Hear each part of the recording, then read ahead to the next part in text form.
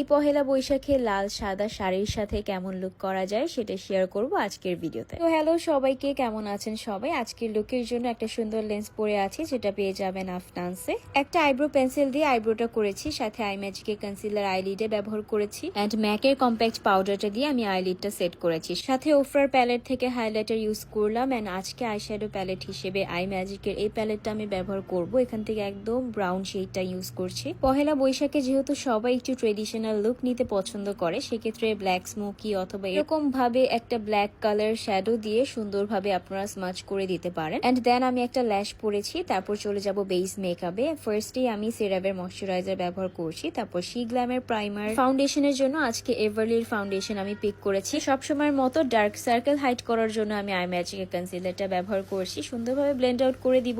And বেসটা set করার জন্য আজকে টেকনিক্যাল লুজ পাউডার ইউজ করছি। দেন ম্যাকের কম্প্যাক্ট পাউডার ইউজ করে আমার বেসটা একদম লক করে ফেলবো। তারপর bronzer, blush and highlighter use করছি। আর লিপস্টিকের ভিডিও আমি পরবর্তীতে আপলোড করে দিব। And that's my final look. কেমন হয়েছে কমেন্ট করে জানাবেন।